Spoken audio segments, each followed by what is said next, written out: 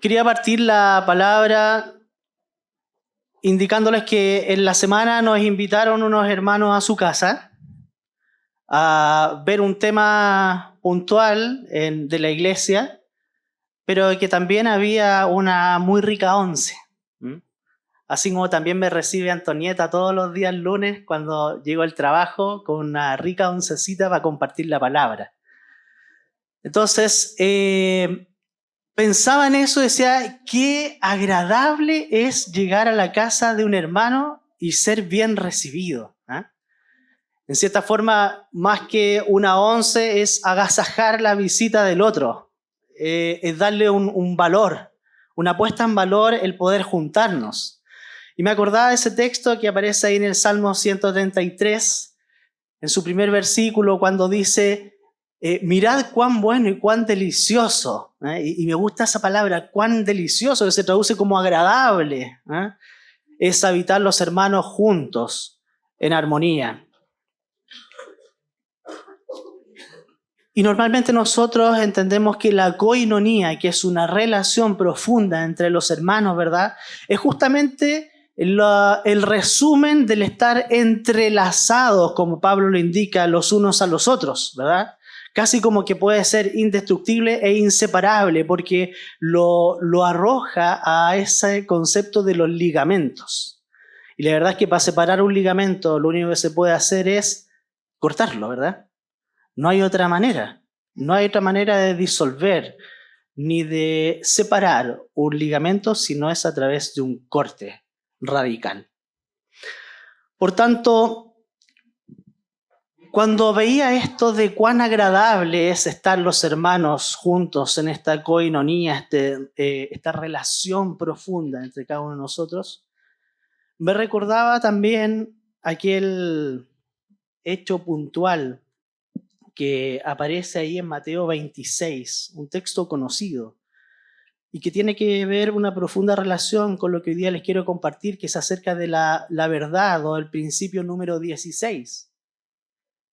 Dice Mateo, mientras comían, Jesús tomó el pan y habiéndolo bendecido, lo partió. ¿Dándoselo a quién? Dándoselo a los discípulos.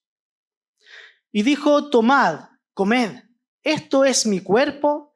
Y tomando una copa y habiendo dado gracias, se la dio diciendo, bebed todos de ella porque esto es mi sangre del nuevo pacto, que es derramada por muchos para el perdón de sus pecados. Y os digo que desde ahora no beberé más de este fruto de la vid hasta aquel día cuando lo beba nuevo con vosotros en el reino de mi Padre.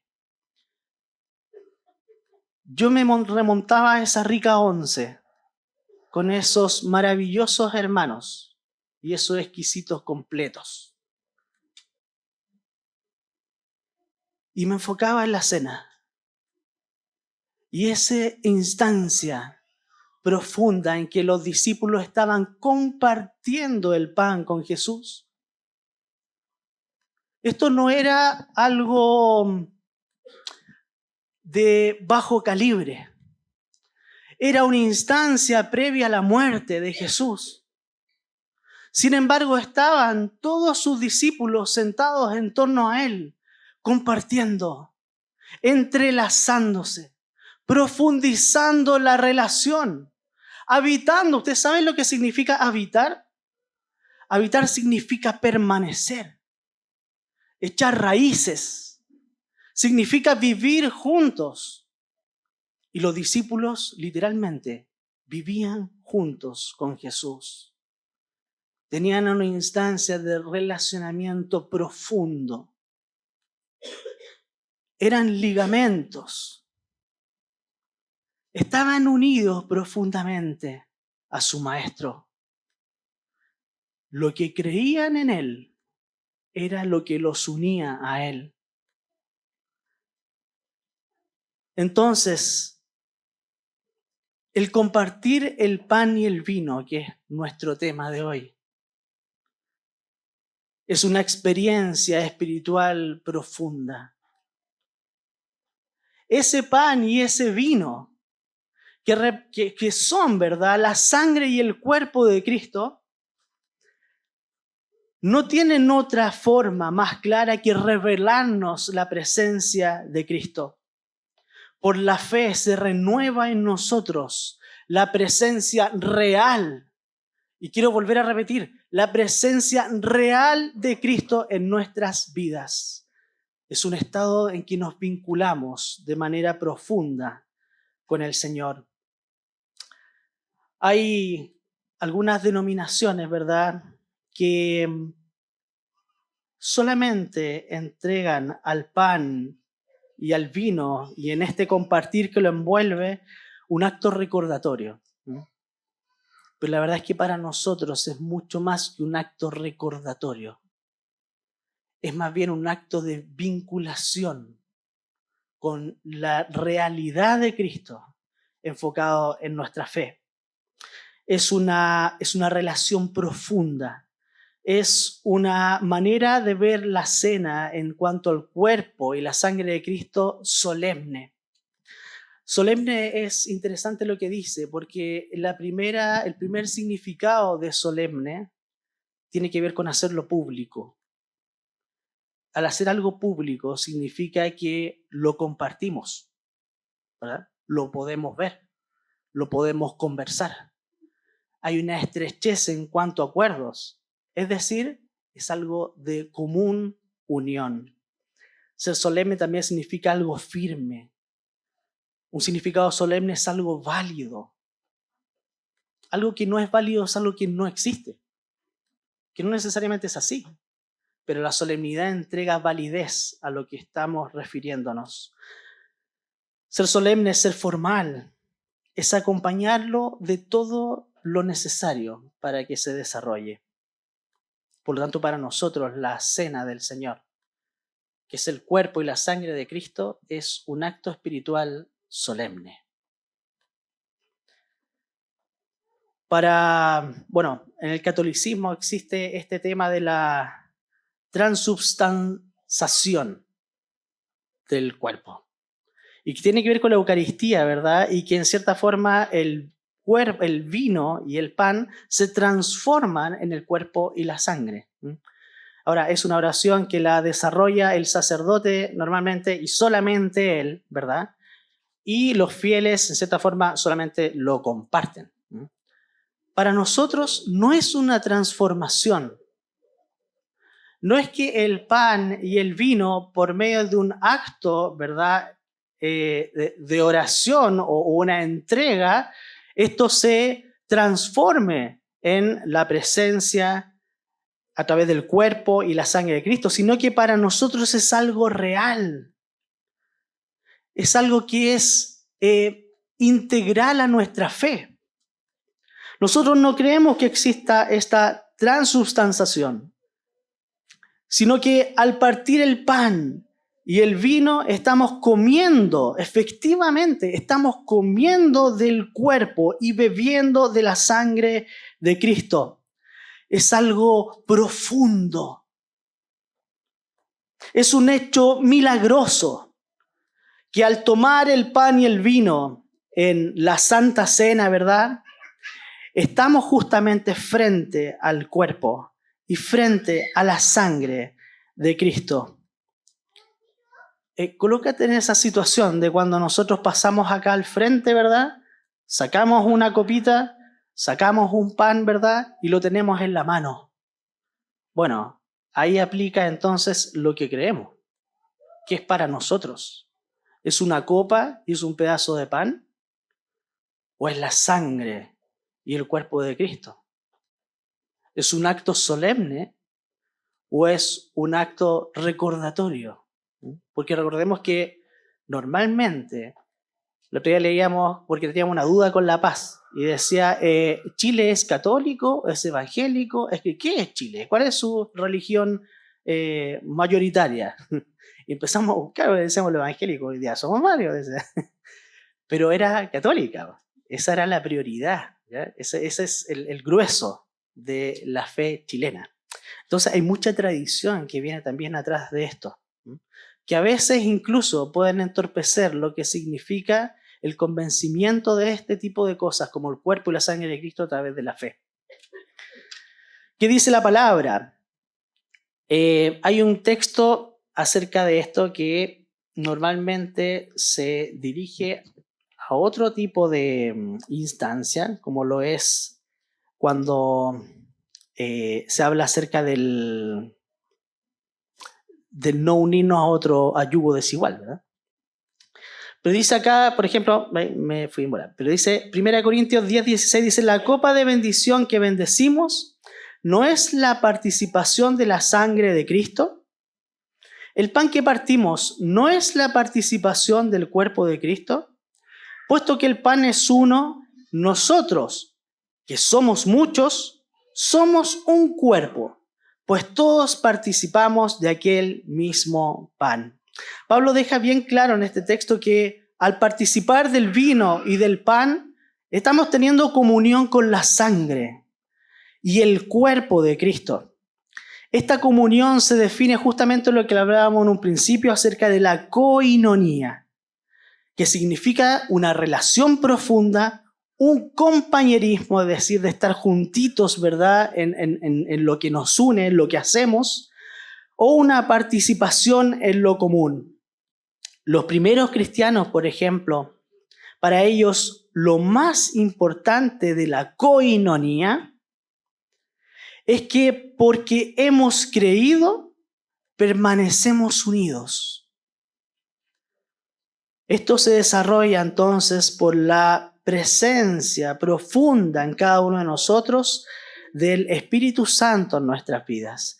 Esto es maravilloso saberlo, que lo que nos une es lo que creemos. De esa manera y de manera casi inmediata podemos segregar acerca de las cosas que nos convienen y las cosas que no.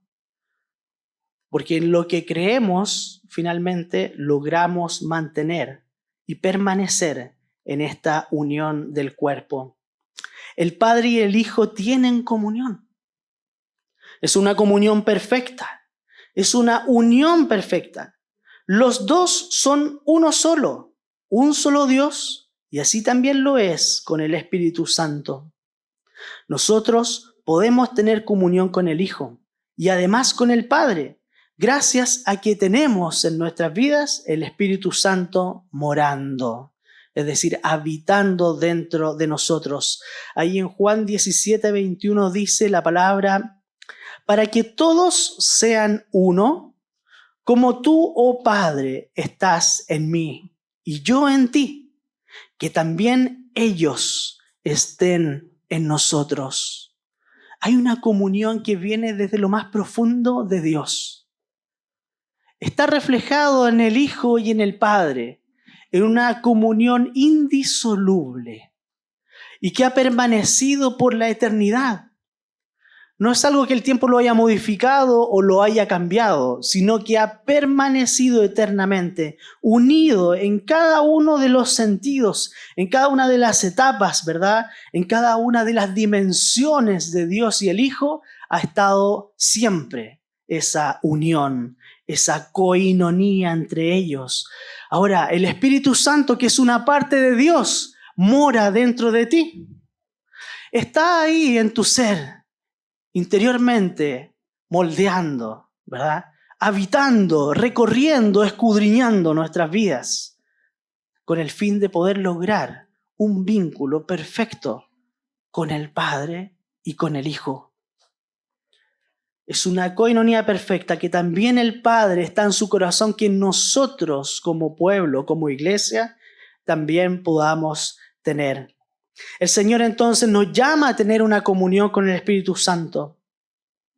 Si yo tengo comunión con el Espíritu Santo, si mi hermano también tiene una comunión con el Espíritu Santo, entonces tenemos una comunión los unos a los otros. No es algo que podamos optar.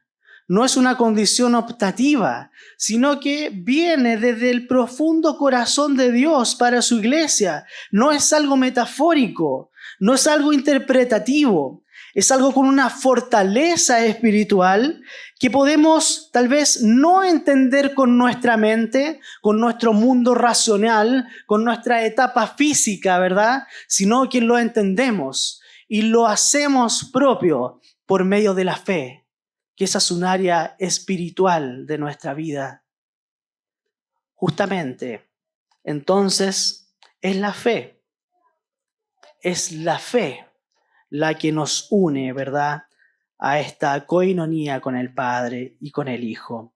Pablo nos dice que no podemos tener comunión con Dios y pretender tener comunión con ídolos, o lo que es peor, tener comunión con las tinieblas.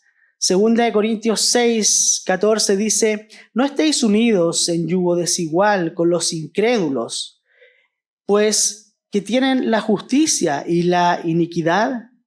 ¿O qué comunión la luz con las tinieblas? ¿O qué armonía tiene Cristo con Belial? ¿O qué tiene en común un creyente con un incrédulo? ¿O qué acuerdo tiene el templo de Dios con los ídolos? Porque nosotros somos el templo del Dios vivo. Como Dios dijo: habitaré en ellos y andaré entre ellos, y seré su Dios, y ellos serán mi pueblo. Por tanto, salid de en medio de ellos y apartaos, dice el Señor, y no toquéis lo inmundo, y yo os recibiré. Y yo seré para vosotros padre, y vosotros seréis para mí hijos e hijas, dice el Señor Todopoderoso. Generalmente este texto se ocupa para hablar a los jóvenes que están prontos a casarse, ¿verdad? Y que son cristianos, obviamente, están en el contexto de iglesia. A quienes quieren hacer sociedades también de empresas, que no tenemos que unirnos a yugo desigual, ¿verdad?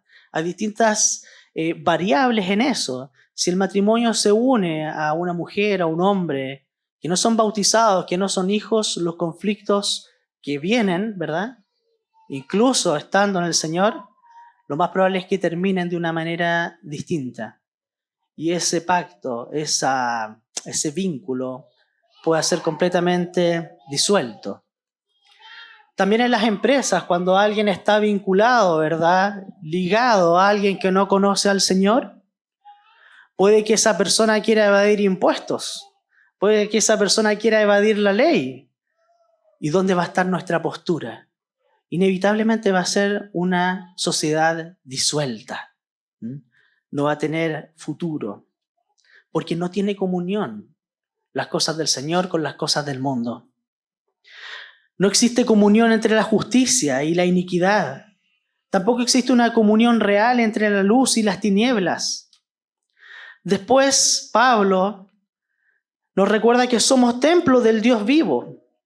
Esa es la razón por la cual no tenemos un vínculo con las tinieblas, porque somos templo del Dios vivo. En conclusión, si una persona no es templo del Dios vivo, aunque coma del pan y beba del vino, no puede tener comunión con Cristo, ni con su cuerpo, que es la iglesia.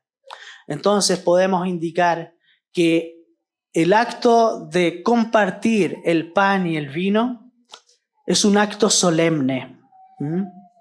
Es un acto que requiere formalidad de parte de nosotros, que requiere cumplimiento de ciertos requisitos para que sea válido. No es tomarlo a la ligera, no es solamente tomar una copa y tomar un pan, sino que tenemos que dar el peso espiritual que este acto requiere. Pablo le enseña a los corintios que la cena no es un evento social, sino algo trascendental para la vida de un discípulo. Al parecer se había banalizado. Un vano, por ejemplo, es el espacio que queda de una ventana sin tener la ventana. Es vacío, en resumen.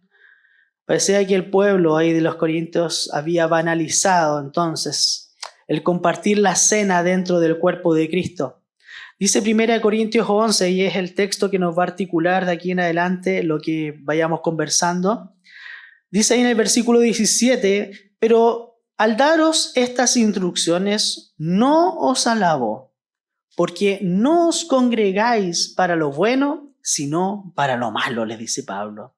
Ahora, si uno se pone a pensar en eso, qué fuerte las palabras de Pablo, porque resulta que le está hablando a la iglesia, no le está hablando al común de la población, sino que le está diciendo a ellos y lo está desarrollando una acusación de algo grave. Es algo fuerte para el discípulo. Ahora, ¿en qué se basa Pablo para decir eso?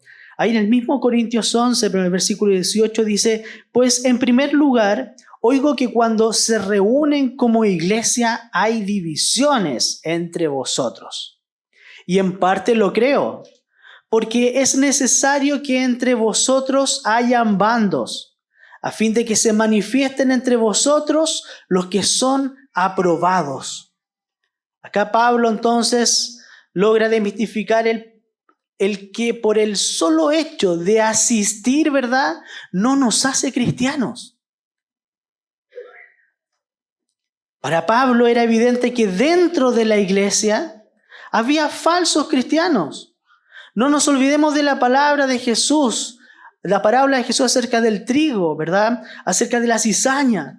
No se trata de estar juzgando, pero evidentemente Pablo creía que al haber divisiones, nos era más claro poder identificar a los que son aprobados por el Señor, y pareciera ser que para Pablo los aprobados tenían mayor relevancia o mayor cuidado y atención que aquellos que eran reprobados. 1 Corintios 11:20 dice, por tanto, cuando os reunís, esto ya no es comer la cena del Señor, porque al comer cada uno toma primero su propia cena, y uno pasa hambre y otro se embriaga. ¿Qué? ¿No tenéis casa para comer y beber? ¿O menospreciáis la iglesia de Dios y avergonzáis a los que nada tienen? ¿Qué os diré? ¿Os alabaré? En esto no os alabaré. No solo se estaban formando bandos dentro de la iglesia ahí en Corintios, sino que además estos bandos ignoraban el resto de los hermanos de la iglesia. Eran individualistas. Tenían una ceguera respecto a la misericordia, acerca de la compasión. Corintios entonces era una ciudad próspera, donde muchos hombres habían hecho fortuna comerciando o prestando servicios a quienes usaban el puerto para comercializar. Entonces habían en esa ciudad ricos, pobres, hombres, mujeres, ancianos y niños, y se juntaban justamente a cenar antes de compartir el pan y el vino. Y era la instancia en que se juntaba el conglomerado completo del pueblo para compartir entre ellos, porque en la rutina o en el día a día eran absolutamente separados las distintas clases. Pero en este caso se juntaban todos a compartir. Es por eso que llegaban los ricos primero, ¿verdad? Los pobres llegaban tal vez al final. Los ricos se comían todo, traían grandes banquetes, pero los pobres no tenían nada que comer y llegaban cuando tampoco quedaba nada. Algunos, dice, se embriagaban. Eso es justamente lo que Pablo le está diciendo. Algunos pasan hambre. Algunos no tienen que comer. Entendiendo que era la instancia de comunión, era la instancia de koinonía que existía para la totalidad de los habitantes de esa localidad. Sin embargo, no había una capacidad de poder ver al otro. No había una capacidad de colocarse en el lugar del otro. Por lo tanto, la koinonía como relación profunda comenzaba a quedar excluida. Ya no la podemos considerar como koinonía. Ahí en el versículo 23 dice, porque yo recibí del Señor lo mismo que les he enseñado. Que el Señor Jesús, la noche en que fue entregado, tomó pan y después de dar gracias lo partió y dijo, esto es mi cuerpo, que es para vosotros. Haced esto en memoria de mí. De la misma manera tomó también la copa después de haber cenado, diciendo, esta copa es el nuevo pacto en mi sangre. Haced esto cuantas veces bebáis en memoria de mí.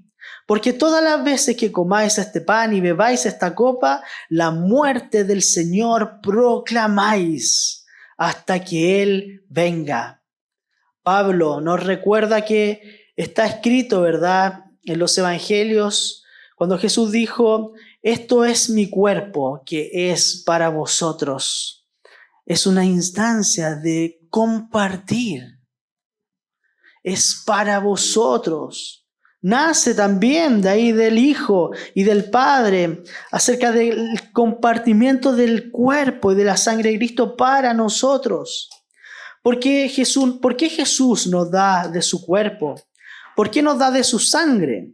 La respuesta está, porque todas las veces que comáis este pan y bebéis esta copa, la muerte del Señor proclamamos hasta que Él venga. Hay un texto importante, ¿verdad?, que Jesús habla a los israelitas y que dice que mi Padre les da verdadero pan del cielo, ¿verdad? Porque el pan del Dios es el que baja del cielo y da vida al mundo, refiriéndose a Jesús. Yo soy el pan de la vida.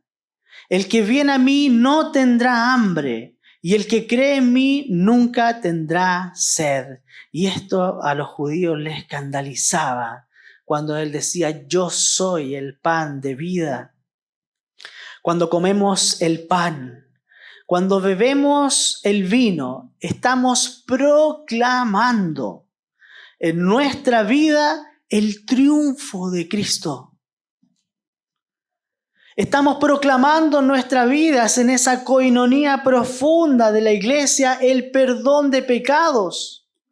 Estamos proclamando la aceptación de Dios en nuestra vida. Es decir, estamos proclamando su reino, el camino al trono de la gracia, las promesas del pacto y principalmente proclamamos la vida eterna por medio del compartir de su sangre y de su cuerpo. Son comida y bebida para nuestra alma. Comer y beber significa creer en Cristo y su completa obra allá en la cruz y también en medio de su resurrección. Tiempo atrás yo pensaba, ¿qué pasa si Cristo hubiese sido crucificado, verdad? Hubiese muerto tal cual ocurrió. No hubiésemos modificado nada de ese hecho bíblico de la cruz. Pero ¿qué pasa si Jesús no hubiese resucitado? ¿Se han puesto a pensar en eso? ¿Qué hubiese ocurrido con tu fe si Cristo no hubiese resucitado? Habría sido un hombre más colgado en un madero. La fe seguramente no hubiese existido, porque Él es el artífice de nuestra fe. Por tanto, no solamente celebramos, conmemoramos y generamos una realidad acerca de lo que celebramos por medio de la cena, sino que estamos recordando y estamos haciendo propio la vida eterna de Dios en nuestras vidas. Nosotros necesitamos de Él, porque Él vive. Nosotros también vivimos. Juan 6:53 dice, entonces Jesús les dijo, en verdad os digo, si no coméis la carne del Hijo del Hombre y bebéis de su sangre, no tenéis vida en vosotros. El que come mi carne y bebe mi sangre, tiene vida eterna. Y yo lo resucitaré en el día final. Porque mi carne es verdadera comida, dice el Señor, y mi sangre es verdadera bebida. El que come mi carne y bebe mi sangre permanece en mí y yo en él. Como el Padre vive, como el Padre que vive me envió, y yo vivo por el Padre, asimismo el que me come, él también vivirá por mí. La comunión, entonces, queridos, no es una opción. es una necesidad de la iglesia. Jesús nos enseña en estos textos que es algo trascendental.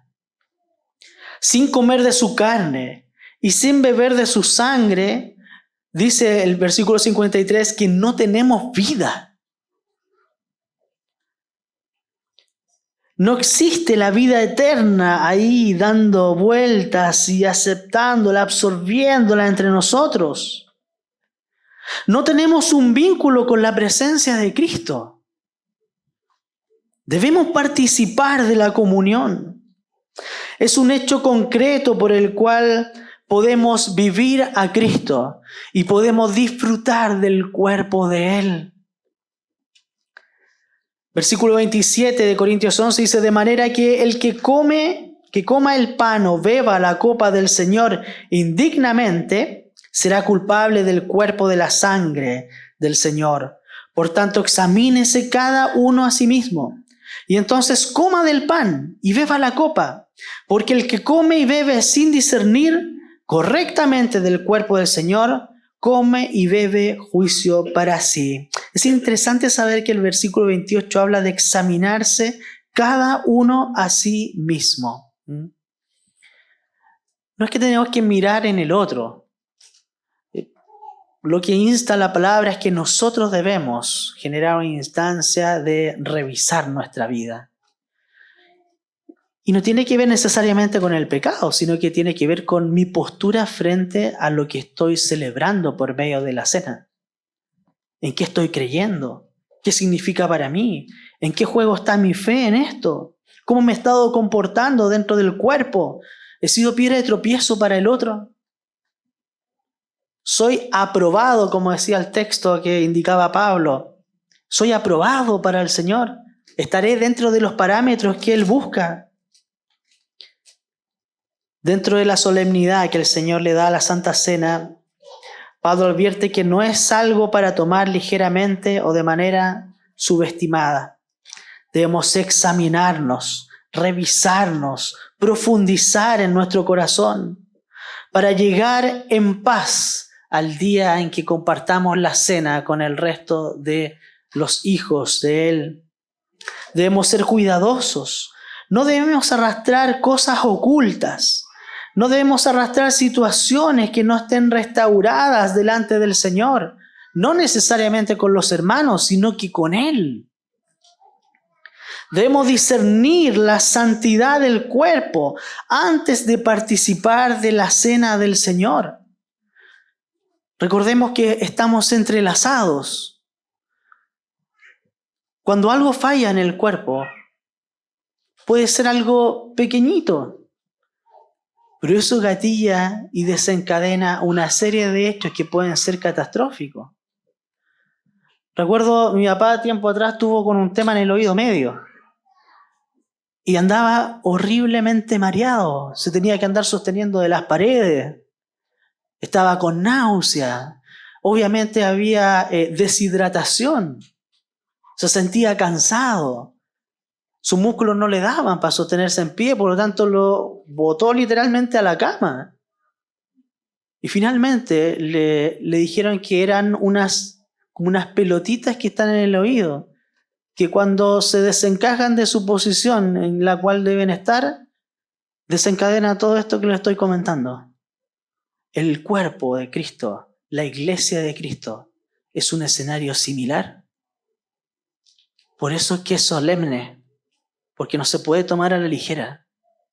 Porque yo, por medio de mi incredulidad acerca de lo que es la sangre de Cristo, acerca de lo que es el compartir el cuerpo de Cristo, podría desencadenar una serie de hechos que, más que fortalecer a la iglesia, tal vez lo podemos debilitar.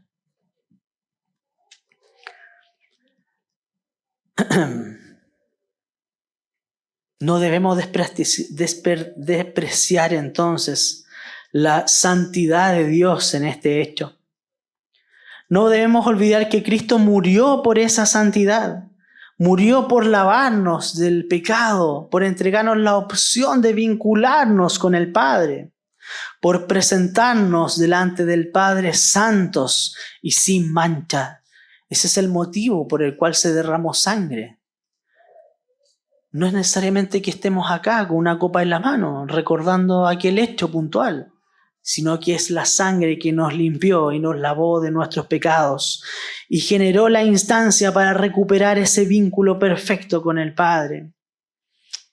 Dice ahí Corintios 11, versículo 30, por esta razón hay muchos débiles y enfermos entre vosotros y muchos duermen, refiriéndose a la muerte. Pero si nos juzgamos a nosotros mismos, no seríamos juzgados. Pero cuando nosotros juzgamos, el Señor nos disciplina para que no seamos condenados con el mundo. Así que, hermanos míos, cuando os reunáis para comer, esperaos los unos a los otros. En resumen, y con esto termino, finalmente se ha trivializado, ¿verdad? Se ha subestimado el hecho de compartir el pan y el vino dentro de la iglesia y se ha transformado en un rito que muchos hacen como algo que recuerda un hecho histórico, pero no necesariamente un hecho de verdad y de fe. Hay algunos que cenan todas las semanas, hay otros que cenan una vez al año, hay otros que cenan una vez al mes, etc. Pero es que debemos estar abiertos a ser sensibles al Espíritu Santo y discernir cuándo corresponde cenar y compartir este regalo de Dios con nuestros amados. Respecto a las advertencias de Pablo que nombrábamos anteriormente, no se trata tampoco de no cenar, como para no ensuciar, entonces me abstengo. No se trata de la abstención de la cena, sino que se trata de anhelar en nuestro corazón el cenar, anhelar en nuestro corazón el mantenernos en santidad, de ir a los pies de Cristo, ¿verdad? Confesar nuestras transgresiones delante de Él para que nos limpie de toda maldad todas las veces que sea necesario para poder tener ese acto de coinonía en medio de la iglesia, para tener ese acto de coinonía con Dios Padre y con el Hijo, y también en medio del Espíritu Santo que mora en medio de nosotros, que trae por consecuencia o por virtud más que por consecuencia el tener una coinonía profunda, estrecha con la iglesia del Señor. Este acto del compartir el pan y el vino es un acto reservado para sus hijos. Por lo tanto, tenemos que no sentirnos, sino que creer que Dios ha puesto algo maravilloso en ti. Hay algo por medio de la fe precioso que debe ser compartido, que no debe ser guardado, sino que debe ser entregado, ¿verdad? Recibimos entonces, por medio del cuerpo de Cristo, fortaleza. Reciba vida de lo alto, se alimente de vida eterna, trascienda lo material y glorifique a nuestro amado Señor. Que el partir el pan y tomar el vino entonces sea algo normal dentro de nuestra vida, dándole el significado, ¿verdad? La palestra que realmente necesita y tiene dentro de la vida de la iglesia, para que seamos descubriendo juntos las profundidades de Dios y a dónde Cristo nos quiere llevar. Amén. Amén. Gracias, Señor.